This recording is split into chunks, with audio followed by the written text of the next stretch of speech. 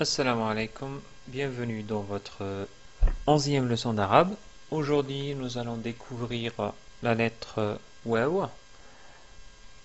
Donc, commençons d'abord par notre premier mot, comme d'habitude. Aujourd'hui, c'est le mot waladun, waladun, qui a plusieurs sens, je dois dire. Donc, waladun peut être utilisé pour dire un garçon, ou plutôt un petit garçon, peut être utilisé pour dire un fils ou parfois même pour dire un enfant. Donc, sinon, par rapport à notre cours, on s'intéresse, comme d'habitude, au son qui est au début du mot. Aujourd'hui, c'est wa, wa. Donc, c'est la lettre waw associée à la fatha, ce qui produit le son wa. Si on voulait isoler le waw du mot, on obtient la lettre waw dans sa forme isolée. Cherchons maintenant la lettre waw dans le tableau de l'alphabet arabe. C'est la lettre en fait qui se trouve juste avant la lettre ya. Donc c'est la lettre avant-dernière du tableau de l'alphabet arabe. Donc c'est la 27e lettre de l'alphabet arabe. En termes de forme d'écriture, c'est le même concept que les deux lettres que nous avons déjà vues, ra et za.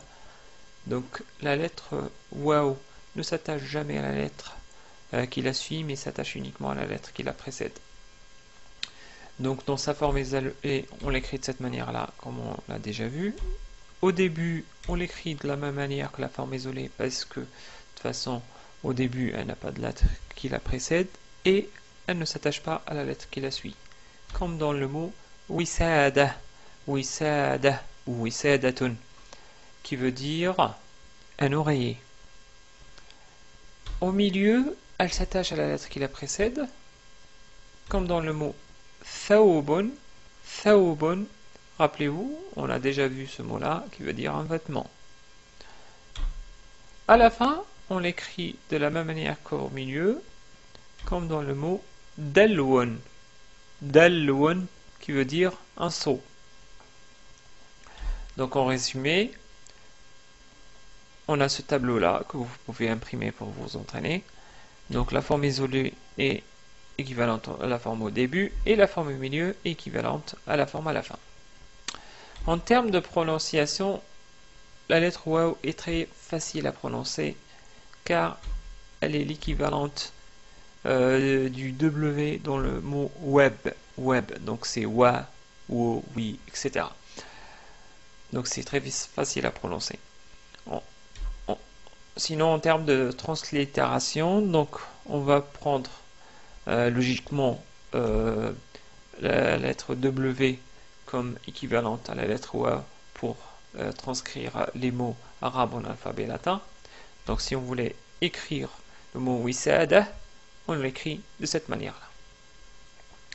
Donc, maintenant, essayons de prononcer la lettre wa avec les différentes voyelles courtes longues, sukun et tanwin. Donc avec la fatha, on prononce wa. Avec la dhamma, on prononce wou. Avec la kasra, on prononce oui. Avec sukun, on prononce ou. Avec la voyelle longue alif, on prononce wa. Avec la voyelle longue waw, on prononce wou. Avec la voyelle longue ya, on prononce oui.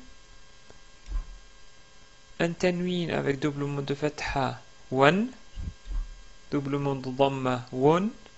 Doublement de kasra, win. Voilà. Maintenant, vous avez certainement remarqué que la lettre waw était déjà utilisée comme voyelle longue, mais aujourd'hui on la voit aussi en tant que consonne. Comment faire la différence? Eh bien, c'est très simple. Si on prend le mot, par exemple, tutun, tutun, que nous avons déjà vu, qui veut dire des fraises, remarquez que au-dessus de la lettre waw, il n'y a aucune voyelle courte, ni sukun, ni quoi que ce soit. Donc ici, elle est utilisée comme voyelle longue. De plus, remarquez que la lettre qui la précède possède une dhamma. Et vous savez que la voyelle longue waw donc prolonge la voyelle courte dhamma. Du coup, elle est utilisée maintenant comme voyelle longue. Sinon, si vous voulez regarder le mot thawbun, remarquez que la première lettre, tha, donc possède une fatha, donc il n'y a pas de dhamma. Donc là, c'est clair déjà que le waw n'est pas utilisé ici comme voyelle longue, parce que sinon, au moins, il faudrait que la lettre tha possède une dhamma. De plus, on a ici un sukoun. Donc ici, le waw est utilisé comme consonne. Faisons maintenant un petit exercice. Je vais vous prononcer quelques mots où vous allez me dire dans quelle position elle se trouve.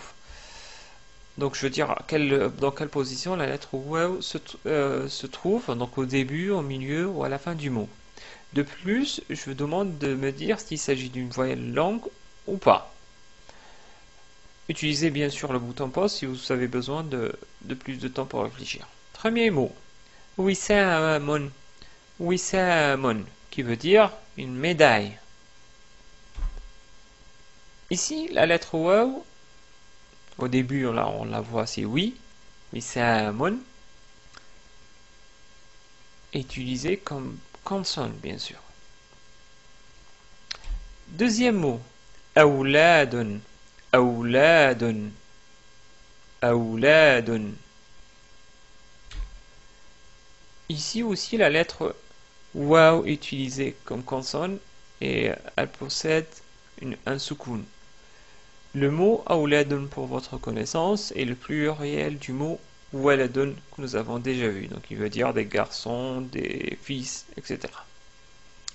Troisième mot, doudun, doudun, qui veut dire des vers.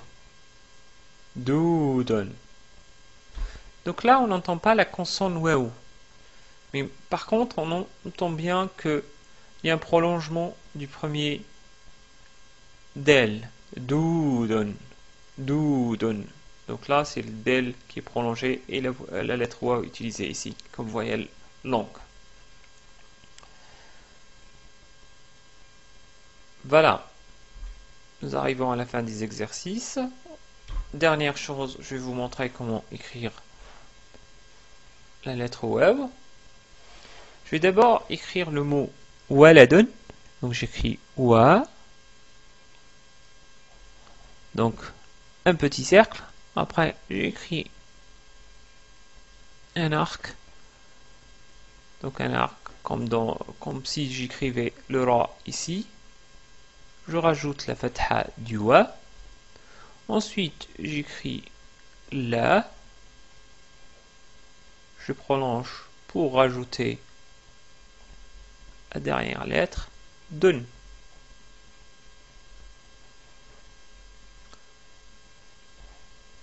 Bien. Maintenant, essayons d'écrire le mot doudun. Doudun. Donc j'écris d'abord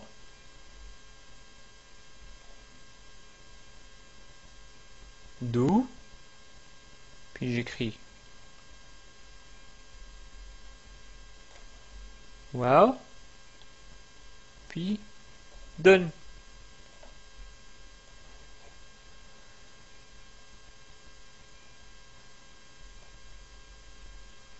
Maintenant, imaginons que je vous donne 3 lettres. Ça, wow,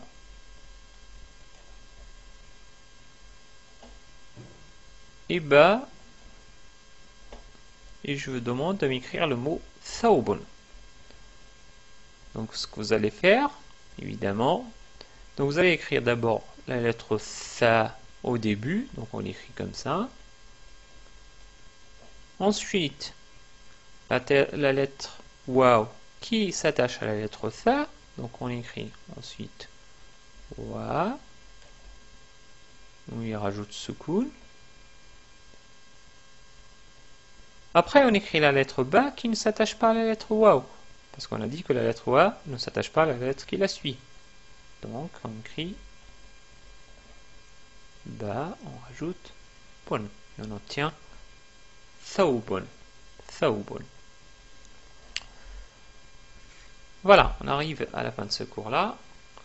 J'espère vous retrouver dans un